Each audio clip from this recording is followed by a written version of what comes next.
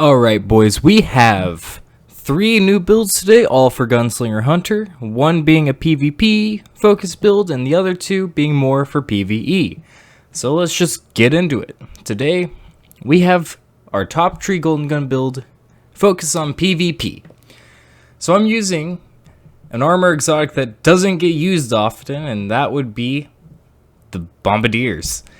I think it's actually a really underrated exotic, especially in last season's meta, maybe more so this season actually, or not season, but this update, because with the shotgun nerf, they'll have to get just that little bit closer, and bombardiers create distance because you dodge, plus the bomb does about the same amount of damage as a melee.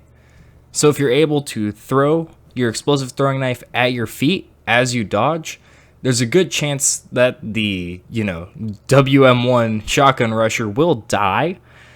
And if they don't die, you'll have a backup knife if you're running Gambler's Dodge. Or you could just finish them off with a hand cannon or melee. It's better than most people expect it to be. But I paired it with duality. In the first video ever posted on this channel, I did something like this with Chaperone. And it worked really well. If I didn't get the headshot with Chaperone, but I got a body shot, it would work just fine. With duality, I can either hip fire it, or I could aim down sights. If I aim down sights and get a headshot, it would be an insta-kill anyways. If I get a body shot, it'll kill them because bombardiers hit them. It's a great system, and of course, top tree golden gun is just a good super, if you find the enemies to use it, but it's still good. I also use incendiary grenades, probably not the best option. Swarms would probably be better, maybe trip mines. I'm just weird and use incendiary grenades on this. But yeah, maybe try out bombardiers, give them a second chance. I know they don't sound great just reading the perk, but it's better than you think. And if you do want to run this build, I highly recommend, of course, really high mobility, just because you can get that dodge down to like 11 or 9 seconds. I can't quite remember the exact number, but that in paired with maybe charge with light mods, because you're probably not going to get war mine cells, and I mean elemental wells would help, especially since duality is solar. Pairing that with Gunslinger would help, but with charge with light, just use charge harvester, radiant frame, all those that give you charges, maybe protective light or high energy fire. Probably high energy fire to give your duality just that little bit higher edge on range. But yeah, don't sleep on bombardiers, especially if you have a slug shotgun. Especially duality, being that it can handle really close and decently long range. So yeah, just try out bombardiers. It takes a little bit of getting used to, but once you get into the flow of how they work, it's better than you think. It can counter shotgun rushers pretty well. Next up, we have Middle Tree, or Blade Barrage. One of the greatest things for taking down Atheon. So with this build, I focus more on ad clear with my abilities, and there's a few ways you could change this build up a bit. But basically, if you use Ophidius Bathe with Middle Tree, you'll basically always have your melee, which is a fan of blades, so you can hit multiple enemies with it, and you can do precision damage with those knives, unlike Top Tree. So it does have that going for it, and killing burning enemies gives you dodge back faster. It all just cycles back to itself. So I use Polaris Lance because if you didn't know already, Polaris Lance does apply a burn effect. It isn't long, but there's a chance that it will get a kill with that 5th Harmony shot and get a kill. There's a few other weapons in the game that do apply burn, and I don't think Thorn is one of them. I think Thorn is technically called Corruption for its burn, but Prospector does it. Xenophage gives the visual effect, but I don't think it actually applies a burn.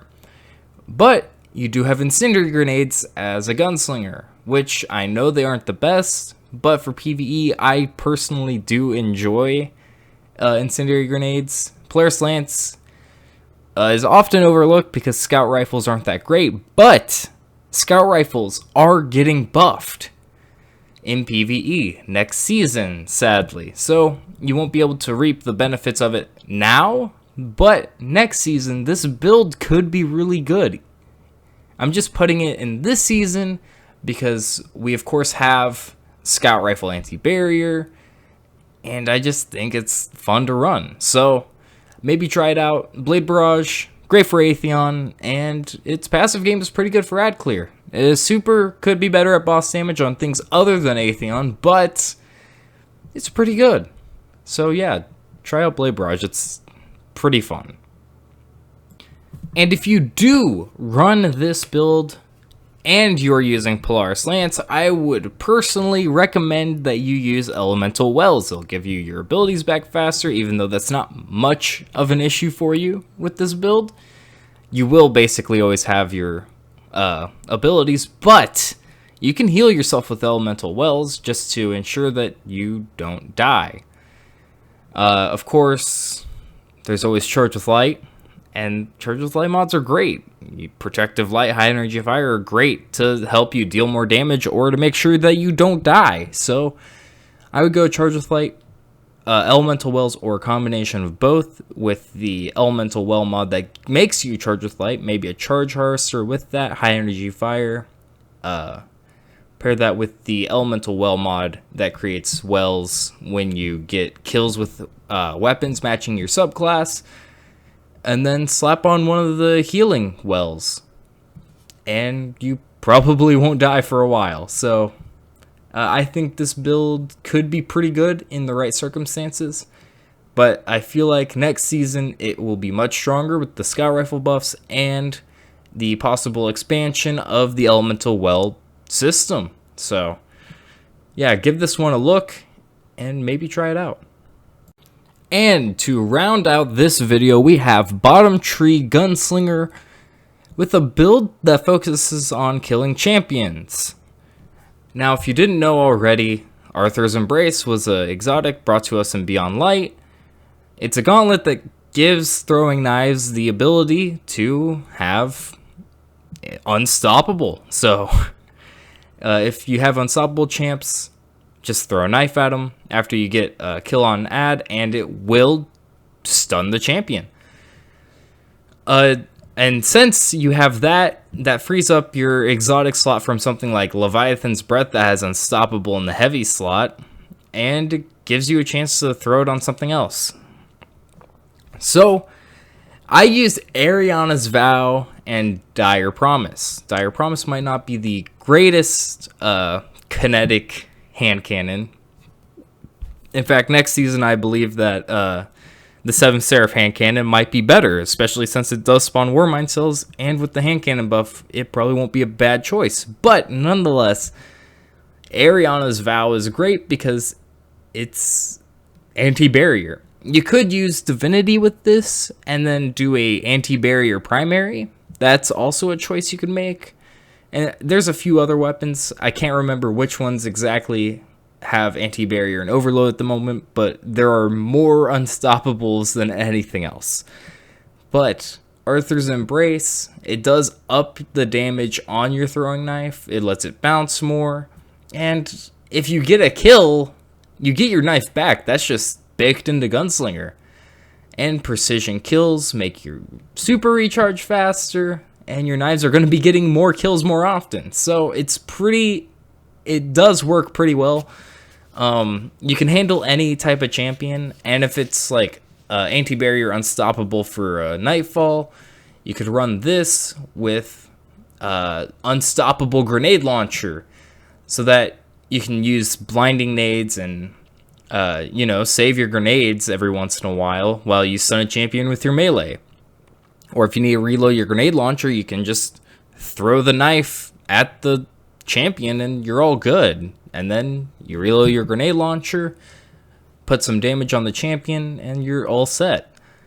It does work pretty well with team play. It just gives you the ability to stun any champion, freeing up your team's composition to handle other things, like maybe Warmind cells someone else could handle. Or someone could focus on boss damage, like you stun the champion, they finish it off maybe. it just frees up your loadout to accomplish a few more things. So anyways, that's gonna be it for this video. And if you want to see more, of course, just go subscribe to my channel, like the video, comment, and go look at those other videos. And do the same there, too. So yeah, there's that. I also have a Twitter and a Twitch. Those should be in a pinned comment down below. If they're not, just like tell me I'm slacking or something in the comments, and I'll fix that at some point in the day. Planning on streaming sometime, maybe in the next 2 weeks. Just like a little test stream just to see if I have my audio and things right. Also, I should have 3 different build videos for you next week. 12 builds in total. It's going to cover, I think 9 of those will be builds I've already covered, just going more in depth on each one, just to give a definitive, this is what I will and do run in Season 14. So, there's that. You'll have the 3 stasis subclasses featured in those. And then the week after that, there should be the beginning of the new light series. It should just be an overview of each class. And if you don't know what that is, basically I'm making a new light series. So when crossplay comes, if you have friends that don't play Destiny or you don't play Destiny, just check those out, and it should help you just get started. I'm going to go in some depth, but I'm not going to do a deep dive into the whole armor system. It's just going to be like, hey, here's what this does. Check it out. And I should have my Cerberus +1 rework video up next week too. So look out for all that. Keep in touch, and yeah, check out my Twitter and Twitch. There's a little bit more content on there. So, thanks.